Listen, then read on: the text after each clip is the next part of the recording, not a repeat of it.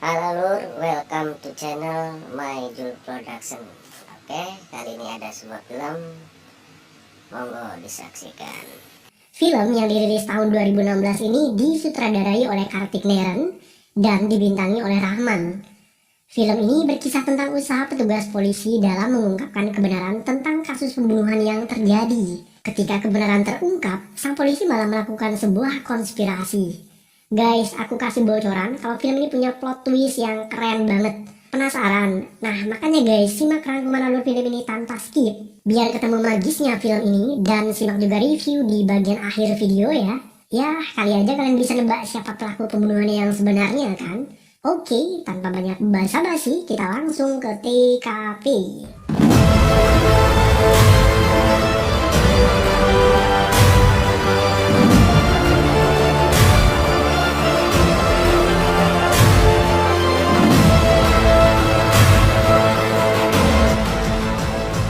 Film ini diawali dengan adegan di mana seorang pria bertopeng tampak sedang berjalan di bawah guyuran hujan. Kemudian masuk ke sebuah rumah dan menembak seorang pria.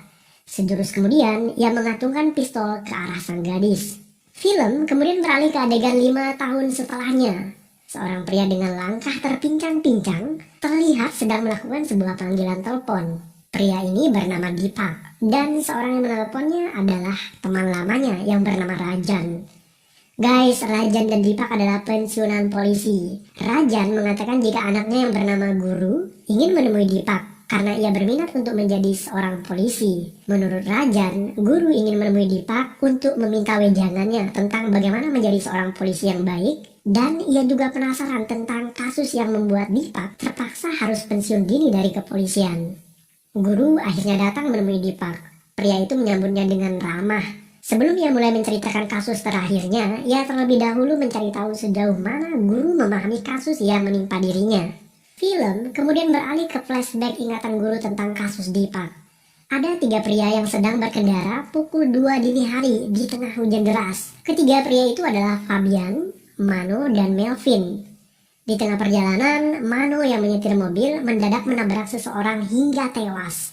Nah, karena tidak ingin temannya masuk penjara, pria yang bernama Fabian menyarankan agar mereka meletakkan mayatnya di dalam bagasi mobil untuk dibuang di suatu tempat. Guys, sebenarnya Mano tidak setuju dengan ide Fabian, tapi karena pemuda itu ngotot, ia pun melakukan apa yang disarankan temannya.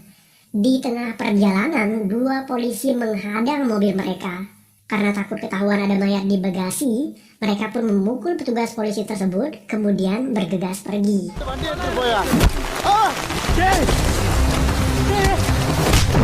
Guru menghentikan ceritanya karena menurutnya hanya itu yang ia ketahui tentang kejadian tersebut. Dipak kemudian melanjutkan cerita Guru. Jadi begini nih menurut Dipak. Pukul 9 pagi keesokan harinya, Dipak mendapat laporan dari Rajan bahwa seseorang bunuh diri dengan luka tembak dan mayatnya ditemukan jam 2.30 dini hari di sebuah jalan dekat Taman Barati. Yang melaporkan kejadian tersebut adalah seorang tukang loper koran. Kebetulan, ia adalah orang pertama yang menemukan mayatnya di TKP. Saat Dipak mendatangi TKP, seorang ofisir polisi muda bernama Gautam mengatakan jika ia melihat 3 pemuda mencurigakan yang melintas di jalan tersebut. Gautam juga mengatakan jika kasus ini bukan kasus bunuh diri, karena bisa saja seseorang menembak korban kemudian membuatnya terlihat seperti kasus bunuh diri. Menurutnya, bagaimana mungkin seseorang bunuh diri di tengah hujan deras dan pukul 2.30 dini hari? Melihat antusiasme dan kecerdasan Gautam dalam menganalisa sebuah kasus, Dipak kemudian meminta Gautam untuk membantunya dalam penyelidikan. Hal pertama yang dilakukan polisi Dipak adalah mendatangi rumah ketiga pria yang dicurigai Gautam. Setibanya di sana, polisi langsung memeriksa rumah tersebut guys. Rumah mewah itu ternyata milik seorang pemuda bernama Fabian. Fabian memiliki 2 orang teman yang bernama Mano dan Melvin. Ketika polisi menggeledah rumah tersebut, mereka tidak menemukan apapun, dan saat polisi membuka bagasi mobil Fabian dan teman-temannya terlihat sangat ketakutan karena di bagasi mobil tersebut ada mayat seseorang yang mereka sembunyikan di sana. Namun ketika Dipak membukanya, mayat itu justru tidak ada dan menghilang secara ajaib. Pukul 10 pagi, Dipak menuju ke sebuah apartemen. Seorang pria bernama Ganesh menghubungi kepolisian. Ganesh lapor polisi karena permintaan seorang gadis yang bernama Navi. Saat dimintai keterangan, Navi mengatakan bahwa ia adalah orang pertama yang masuk ke kamar Shruti dan ia tidak menemukan gadis itu di kamarnya. Setelah melihat noda darah di dinding, Navi pun segera meminta Ganesh untuk menghubungi polisi.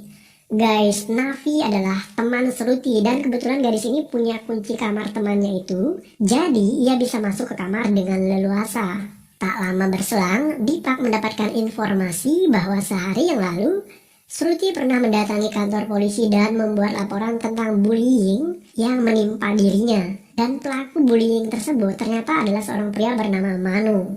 Polisi kemudian mencari seseorang yang bernama Manu di sebuah kompleks perumahan. Dan ternyata hanya ada satu pria yang bernama Manu di area tersebut.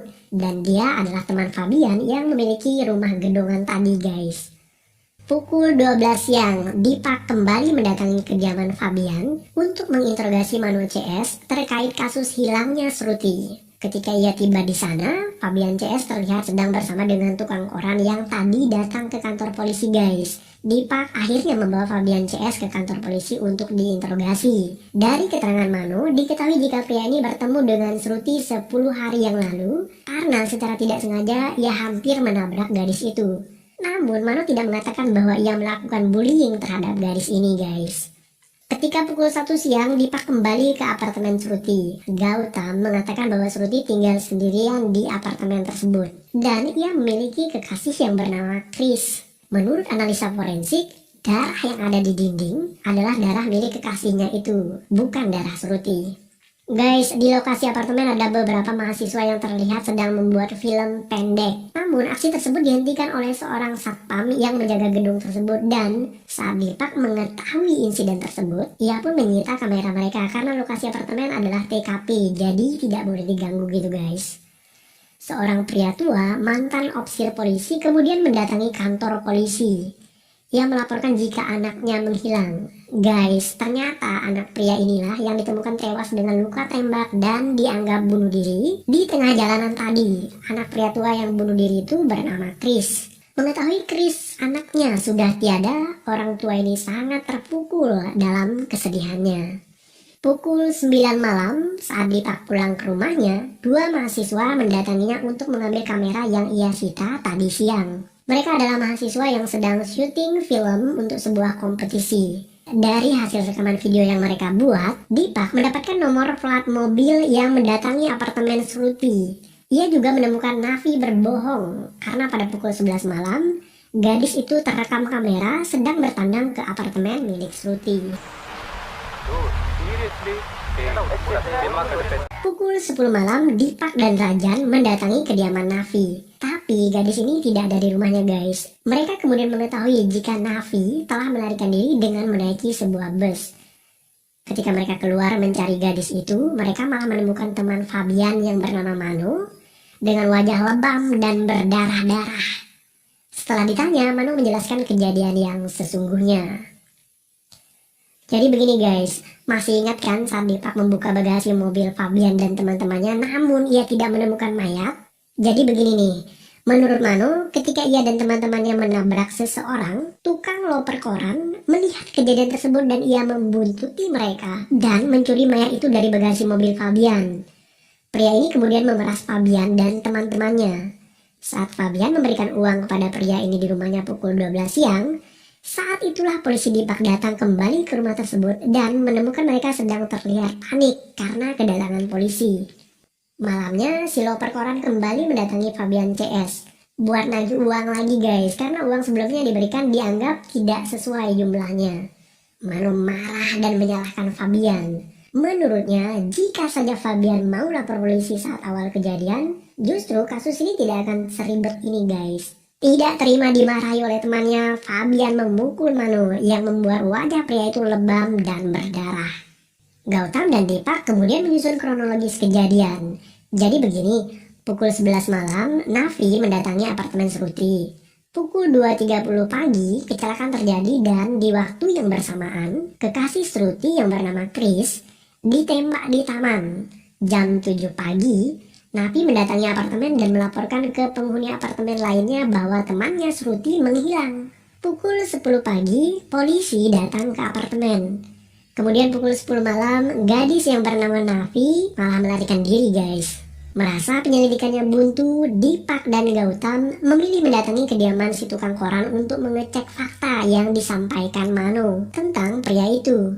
Menurut loper koran itu, ia menemukan seseorang tertembak di Jalan Taman Barati dan posisi mayat tepat di samping sebuah mobil. Tak lama berselang, ia mendengar suara mobil berdecit di seberang jalanan. Ketika ia mengintip, terlihat Fabian dan teman-temannya sedang memasukkan mayat ke dalam bagasi mobilnya guys. Jadi pria itu pun memeras Fabian CS. Keesokan harinya, ia hanya melaporkan korban tembak yang ia temukan guys. Namun, ia tidak melaporkan kejadian yang ditimbulkan oleh Fabian. Guys, menurut pemuda ini, ia tidak mengambil mayat yang ada di dalam bagasi mobil Fabian. Jika bukan si tukang koran yang ngambil mayat tersebut, jadi siapa dong? Bukankah Fabian CS juga mengatakan bahwa mereka tidak membuang mayat tersebut dari bagasi mobil? Guys, malam itu Deepak dan Gautam mendapat laporan dari petugas patroli bahwa ada sebuah mobil berwarna putih terlihat membuang sesuatu dari bagasi mobilnya ke sebuah sungai. Mendengarkan hal itu, Deepak dan Gautam segera mengejar mobil tersebut. Saat adegan kejar-kejaran terjadi, mobil Deepak mengalami kecelakaan guys. Dan akibat kecelakaan itulah kaki Deepak terpaksa diamputasi dan ia pensiun dini dari kepolisian.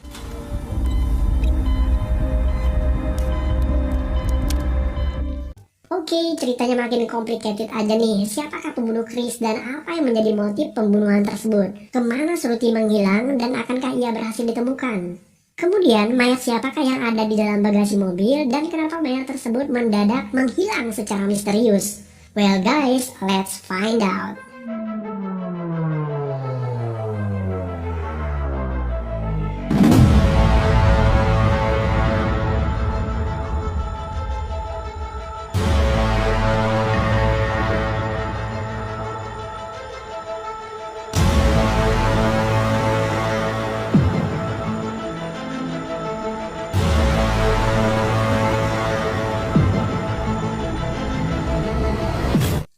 Film kemudian beralih ke adegan di mana Deepak sedang mengobrol dengan pria bernama Guru.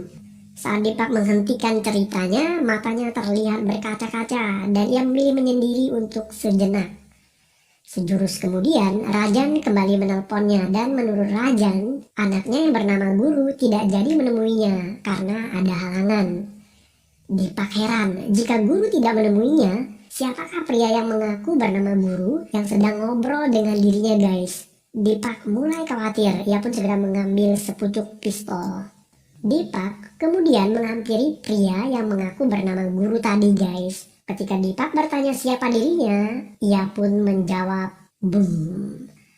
Guys, pria tersebut ternyata adalah Gautam dan Gautam ini adalah saudara laki-laki Chris. Itu sebabnya kenapa ia begitu antusias ingin menyelidiki kasus tersebut. Deepak kemudian mencoba mengambil pistolnya untuk menembak pria tersebut. Sebelum Deepak melakukan itu, Gautam terlebih dahulu mengacungkan pistol ke arah Deepak. Gautam menyalahkan Deepak karena sebenarnya Deepak mengetahui siapa pembunuh Chris, namun ia memilih bungkam. Gautam juga menyalahkan Deepak karena kecelakaan malam itu wajah Gautam terbakar api yang membuatnya harus operasi, dan itulah sebabnya kenapa wajah Gautam yang sekarang tidak sama persis dengan yang sebelumnya. Suaranya juga berubah karena selama 5 tahun setelah kecelakaan, pria ini mengalami koma di rumah sakit. Guys, jika Deepak mengetahui siapa pelaku pembunuhan terhadap Chris, kenapa ia merahasiakannya dari Gautam? Bukankah di awal cerita Deepak dan Gautam begitu antusias dalam mencari pelaku pembunuhan? Well, begini nih kebenarannya. Beberapa hari setelah kecelakaan, Navi menjenguk Deepak dan gadis itu menceritakan kejadian sesungguhnya malam itu. Menurut Navi, saat ia mengunjungi apartemen Shruti ketika pukul 11 malam, ia bertemu dengan Chris dan temannya Prem di sana. Saat pintu dibuka, Shruti terlihat marah dan mengusir Chris keluar. Guys, masih ingat kan jika Shruti pernah melapor ke polisi jika ada seorang pria bernama Mano membulinya? Nah, pria yang bernama Chris ini ternyata adalah Mano yang dimaksud oleh Shruti. Oke, biar nggak bingung begini nih. Sebulan yang lalu, Chris pernah bertemu dengan Shruti dan ia memperkenalkan dirinya dengan nama Mano. Jadi Shruti mengira bahwa Chris adalah pria yang bernama Mano. Chris kemudian membuli wanita itu. Nah, karena merasa terganggu, Shruti pun akhirnya lapor polisi. Saat lapor polisi, Shruti menyebutkan jika Mano adalah pria yang mengejeknya. Polisi kemudian menindaklanjuti laporan Shruti dengan mencari pria yang bernama Mano. Dan mengira bahwa Mano yang dimaksud Shruti adalah Mano yang menabrak pria dengan mobil di saat hujan deras itu guys. Kebetulan, Mano yang ini nih kenal juga dengan Shruti dan ia pernah bertemu dengannya sekitar 10 hari yang lalu. Ketika itu mobilnya hampir saja menabrak Shruti. Tapi pria ini tidak punya masalah dengan gadis tersebut guys. Itulah sebabnya saat diinterogasi, Mano mengatakan bahwa ia tidak pernah mengejek ataupun membuli wanita ini. Guys, karena tidak terima Shruti lapor polisi dan dianggap mencemari nama baiknya, Chris dan temannya memperkosa gadis itu. Sebelum itu terjadi, pacar Shruti yang bernama Rajib datang ke TKP dan pria ini malah dipukuli oleh Chris hingga pingsan. Saat Chris hendak memperkosanya, Shruti melakukan perlawanan yang membuat Chris terluka dan darahnya muncrat di dinding.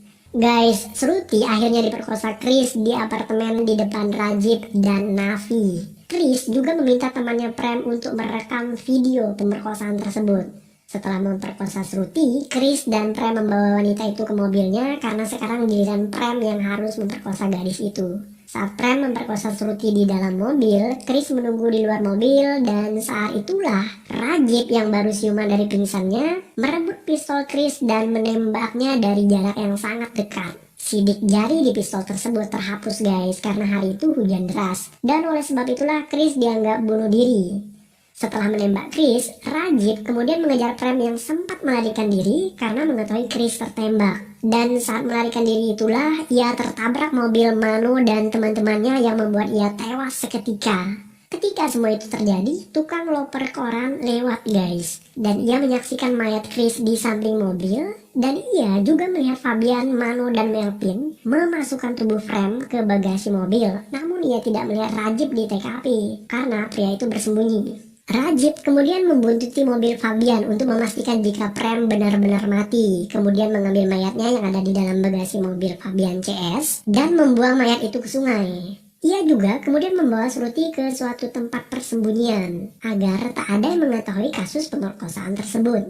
Nah, saat Nafi melarikan diri dengan bus, sebenarnya wanita itu mengunjungi temannya Shruti yang sedang bersembunyi bersama Rajib.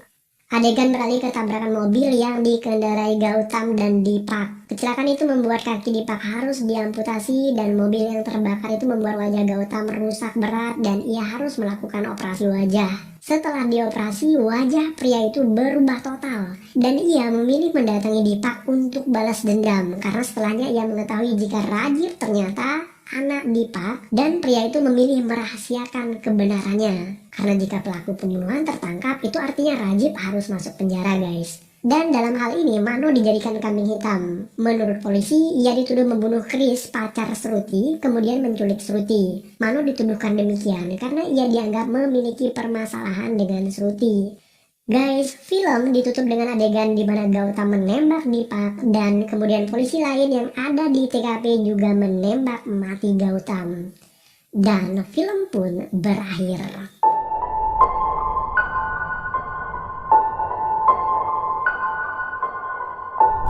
Oke guys, it's review time. Menurut aku pribadi, film ini memiliki 3 kekuatan utama.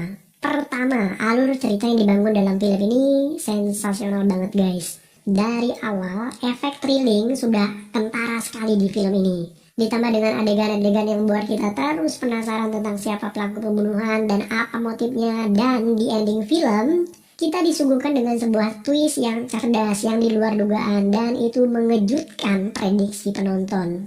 Kedua, film ini memiliki sinematografi yang extraordinary. Salah satu diantaranya adalah adegan di saat mobil terpental dan di dalam mobil tersebut seakan-akan ada penumpang di dalamnya guys. Jadi efek CGI dalam film ini juga keren. Dan yang terakhir, screenplay dalam film ini benar-benar membekas banget. Nah, salah satu kalimat yang bagus di film ini adalah karma adalah bumerang. Jika kita melemparnya, ia akan kembali kepada kita. Tak ada gading yang tak retak, begitu juga dengan film ini guys. Untuk kekurangannya sendiri, menurut aku pribadi memang ada beberapa kejanggalan dalam cerita di film ini. Misalnya ketika di awal film tadi, Sarjan mengatakan bahwa anaknya yang bernama Guru akan datang menemui Deepak. Kemudian diikuti dengan kedatangan Gautam yang menyamar sebagai guru. Nah, di sini tidak ada penjelasan bagaimana mungkin Gautam mengetahui jika anak Rajan akan datang menemui Deepak. Kedua, adegan di awal film yang memperlihatkan seorang pria berjalan dalam guyuran hujan, kemudian menembak seorang pria dan menatap ke arah gadis yang bernama Sruti, itu mencerminkan karakter kekasih Sruti yang bernama Rajib. Namun, detail adegan awal ini tidak tercermin sempurna di adegan akhir. Di awal film terlihat Sruti memeluk Chris seakan mereka pasangan kekasih. Padahal di ending film, Chris adalah pria yang justru memperkosa gadis itu. Jadi menurut aku pribadi bagian yang itu belum terkoneksi sempurna antara cerita awal dan ending film. Gimana guys? Apakah kalian punya pendapat berbeda? Silahkan dicoret di kolom komentar ya. Oke, secara personal overall aku memberikan nilai 8,3 dari 10 untuk film Duru Panggal Patinaru ini guys. Nah, bagaimana dengan Anda?